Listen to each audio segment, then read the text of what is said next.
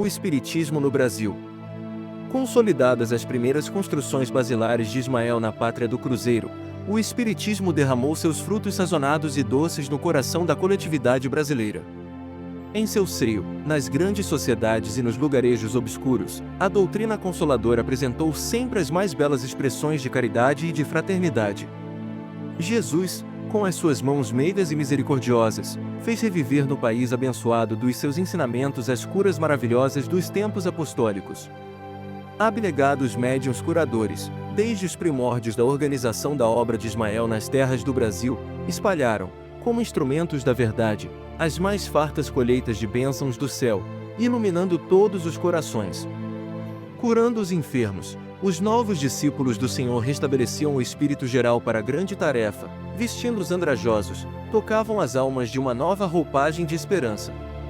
Enquanto na Europa a ideia espiritualista era somente objeto de observações e pesquisas nos laboratórios, ou de grandes discussões estéreis no terreno da filosofia, não obstante os primores morais da codificação kardeciana, o Espiritismo penetrava o Brasil com todas as suas características de cristianismo redivivo, levantando as almas para uma nova alvorada de fé.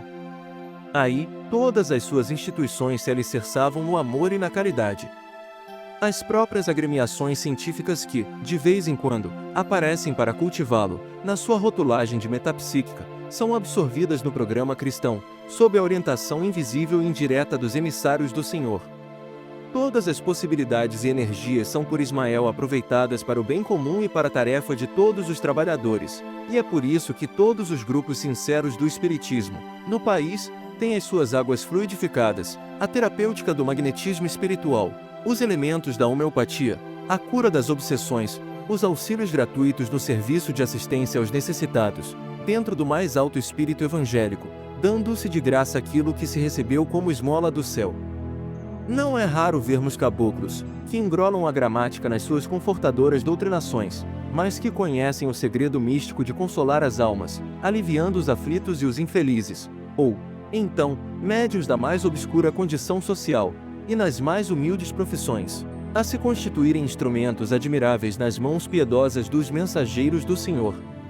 A Europa recebeu a nova revelação sem conseguir aclimá-la no seu coração atormentado pelas necessidades mais duras. As próprias sessões mediúnicas são ali geralmente remuneradas, como se esses fenômenos se processassem tão somente pelas disposições estipuladas num contrato de representações, enquanto que, no Brasil, todos os espiritistas sinceros repelem o comércio amoedado, nas suas sagradas relações com o plano invisível, conservando as intenções mais puras no hostiário da sua fé. A obra de Ismael prossegue em sua marcha através de todos os centros de estudo e de cultura do país. Todavia, temos de considerar que um trabalho dessa natureza, pelo seu caráter grandioso e sublime, não poderia desenvolver-se sem os ataques inconscientes das forças reacionárias do próprio mundo invisível. E, como a Terra não é um paraíso e nem os homens são anjos, as entidades perturbadoras se aproveitam dos elementos mais acessíveis da natureza humana, para fomentar a discórdia, o demasiado individualismo, a vaidade e a ambição, desunindo as fileiras que, acima de tudo, deveriam manter-se coesas para a grande tarefa da educação dos espíritos, dentro do amor e da humildade. A essas forças, que tentam a dissolução dos melhores esforços de Ismael e de suas valorosas falanges do infinito, deve-se o fenômeno das excessivas edificações particularistas do espiritismo no Brasil, particularismos que descentralizam o grande labor da evangelização. Mas, examinando semelhante anomalia, somos forçados a reconhecer que Ismael vence sempre.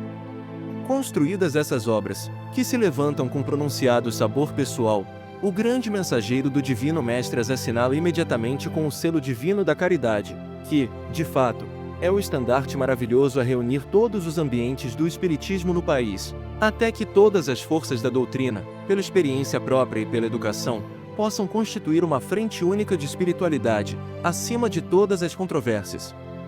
É para essa grande obra de unificação que todos os emissários cooperam no plano espiritual, objetivando a vitória de Ismael nos corações. E os discípulos encarnados bem poderiam atenuar o vigor das dissensões esterilizadoras, para se unirem na tarefa impessoal e comum, apressando a marcha redentora.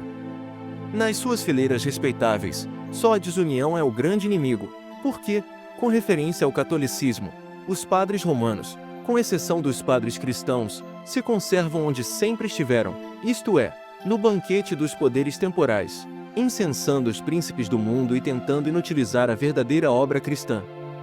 Os espiritistas bem sabem que se eles constituem sérios empecilhos à marcha da luz, todos os obstáculos serão, um dia, removidos para sempre, do caminho ascensional do progresso. Além disso, temos de considerar que a Igreja Católica se desviou da sua obra de salvação, por um determinismo histórico que a compeliu a colaborar com a política do mundo, em cujas teias perigosas a sua instituição ficou encarcerada e que, examinada a situação, não é possível desmontar-se a sua máquina de um dia para outro. Sabemos, porém, que a sua fase de renovação não está muito distante. Nas suas catedrais confortáveis e solitárias e nos seus conventos sombrios, Novos Inspirados da Úmbria. Em Novos Inspirados da Úmbria, o autor nos remete ao modelo evangélico de caridade e vida simples de São Francisco, nascido na cidade de Assis, dentro da região umbriana, na Itália, virão fundar os refúgios amenos da piedade cristã. Depreende-se, portanto, que a principal questão do espiritualismo é proclamar a necessidade da renovação interior, educando-se o pensamento do homem no Evangelho, para que o lar possa refletir os seus sublimados preceitos. Dentro dessa ação pacífica de educação das criaturas, aliada à prática genuína do bem, repousam as bases da obra de Ismael, cujo objetivo não é a reforma inopinada das instituições, impondo abalos à natureza, que não dá saltos, é, sim, a regeneração e o levantamento moral dos homens, a fim de que essas mesmas instituições sejam espontaneamente renovadas para o progresso comum. A tarefa é vagarosa, mas, de outra forma, seria a destruição e o esforço insensato. A obra da revolução espiritual, no Evangelho de Jesus, não se compadece com as agitações do século. Os que desejarem impor, no seu compreensível entusiasmo de crentes, os preceitos do Mestre às instituições estritamente humanas, talvez ainda não tenham ponderado que a obra cristã espera, há 2 milênios, a compreensão do mundo. Todos os que lutaram por ela de armas na mão e quantos pretenderam utilizar-se dos processos da força para a imposição dos seus ensinamentos, no transcurso dos séculos, tarde reconheceram a sua ilusão, redundando seus esforços no mais franco desvirtuamento das lições do Salvador, porque essas lições têm de começar no coração, para conseguirem melhorar e regenerar o planeta. É dentro dessa serenidade, sob a luz da humildade e do amor, que os espiritistas do Brasil devem reunir-se, a caminho da vitória plena de Ismael em todos os corações. Está claro que a doutrina não poderá imitar as disciplinas e os compromissos rígidos da instituição romana, porque, nas suas características liberais, o pensamento livre, para o estudo e para o exame, deve realizar uma das suas melhores conquistas e nem é possível dispensar, totalmente, a discussão no labor de aclaramento geral. A liberdade não exclui a fraternidade e a fraternidade sincera é o primeiro passo para a edificação comum. Dentro, pois, do Brasil, a grande obra de Ismael tem a sua função relevante no organismo social da pátria do Cruzeiro, vivificando a seara da educação espiritual. E não tenhamos dúvida, superior às funções dos transitórios organismos políticos, é essa obra abençoada, de educação genuinamente cristã, o ascendente da nação do Evangelho e o elemento que preparará o seu povo para os tempos do porvir. Com a República, atingiu o Brasil a sua maioridade coletiva e as falanges do infinito, naturalmente, concentraram as suas possibilidades e esforços no desenvolvimento da obra de Ismael no país do Cruzeiro. Seus maiores eventos puramente políticos não deixaram, no entanto, de ser acompanhados pelos mensageiros do bem, objetivando a tranquilidade comum e a evolução geral. Todavia, com o grande feito de 15 de novembro de 1889, terminamos este escorço, à guisa de história. Outros, por certo, consultando as razões dos fatos relacionados no tempo, poderão apresentar trabalho mais pormenorizado e melhor, no domínio dos estudos transcendentes do psicólogo e do historiador, onde se emaranham as causas profundas dos menores acontecimentos, englobando as atividades de quantos, ainda encarnados, se encontram em evidência no país e são suscetíveis de apresentar, de futuro, mais amplos esclarecimentos. Nosso objetivo, trazendo alguns apontamentos à história espiritual do Brasil, foi tão somente encarecer a excelência da sua missão no planeta, demonstrando, simultaneamente, que cada nação, como cada indivíduo, tem sua tarefa a desempenhar no concerto dos povos. Todas elas têm seus ascendentes no mundo invisível, de onde recebem a seiva espiritual necessária à sua formação e conservação. E um dos fins principais do nosso esforço foi examinar, aos olhos de todos, a necessidade da educação pessoal e coletiva, no desdobramento de todos os trabalhos do país.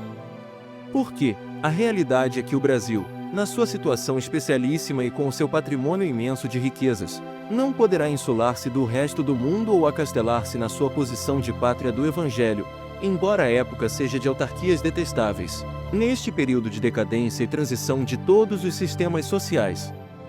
O maior problema é o da educação nacional, para que os filhos das outras terras, necessários e indispensáveis ao progresso econômico da nação, não se sintam dispostos a reviver, no Brasil, as taras de suas antigas organizações e sim, absorvidos no círculo espiritual do país do Evangelho, possam integrar as suas fileiras de fraternidade e evolução. Apesar da recente filosofia do bastar-se a si mesmo, nenhum país do mundo pode viver independente da comunidade internacional. Toda a grandeza material de um povo repousa na regularidade dos fenômenos da troca e todas as guerras, quase sempre, têm origem na desarmonia do comércio entre as nações. No Brasil, a chamada contribuição estrangeira é indispensável, e o único recurso, contra a incursão do elemento nocivo ou ameaçador da estabilidade das instituições brasileiras, é a educação ampla do povo, em cujos labores sagrados deveriam viver todos os programas do bom nacionalismo. Se muitas escolas existem no Sul, onde somente se ensina o idioma alemão, em muitos casos é porque os professores do Brasil não se decidiram a enfrentar as surpresas da região, a fim de zelarem pelo patrimônio intelectual dos novos operários da pátria. Se algumas dezenas de agrônomos vieram diretamente de Tóquio para os riquíssimos vales do Amazonas, é que os agrônomos brasileiros não se animaram a trabalhar no sertão hostil, receosos do sacrifício. Entretanto, não faltariam espíritos abnegados e corajosos, no seio do povo fraterno que floresce no coração geográfico do mundo, ansiosos por participarem da grande obra construtiva de organização cultural e econômica da terra em que se desenvolvem numa grande tarefa de amor, se os ambientes universitários, com as suas habilitações oficiais, não estivessem abertos somente à aristocracia do ouro. A palavra de um mestre custa uma fortuna, apenas suscetível de ser remunerada pelas famílias mais abastadas e mais favorecidas, e nem sempre nesses ambientes confortáveis se encontram as almas apaixonadas pela luta em prol do progresso comum. Nesta época de confusão e amargura, quando, com as mais justas razões, se tem, por toda parte, a triste organização do homem econômico da filosofia marxista, que vem destruir todo o patrimônio de tradições dos que lutaram e sofreram no pretérito da humanidade, as medidas de repressão e de segurança devem ser tomadas a bem das coletividades e das instituições, a fim de que uma onda inconsciente de destruição e morticínio não elimine o altar de esperanças da pátria. Que o capitalismo, visando a própria tranquilidade coletiva, seja chamado pelas administrações ao debate, a incentivar com os seus largos recursos a campanha do livro, do saneamento e do trabalho, em favor da concórdia universal. Não nos deteremos a falar, depois da República, de quantos se encontram ainda no cenáculo das atividades e dos feitos do país, porquanto semelhante ação de nossa parte constituiria uma intervenção indébita nas iniciativas e empreendimentos dos vivos. Jesus, que é a suprema personificação de toda a misericórdia e de toda a justiça, auxiliará a cada qual, no desdobramento dos seus esforços para a glória da nacionalidade. O Brasil está cheio de ideologias novas, refletindo a paisagem do século. Cabe aos bons operários do Evangelho concentrar suas atividades no esclarecimento das almas e na educação dos espíritos.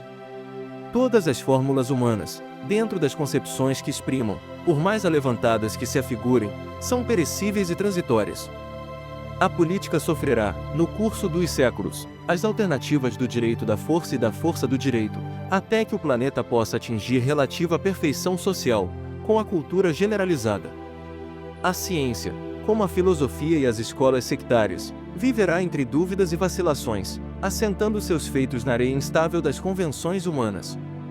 Só o legítimo ideal cristão, reconhecendo que o reino de Deus ainda não é deste mundo, poderá, com a sua esperança e o seu exemplo, espiritualizar o ser humano, espalhando com os seus labores e sacrifícios as sementes produtivas na construção da sociedade do futuro.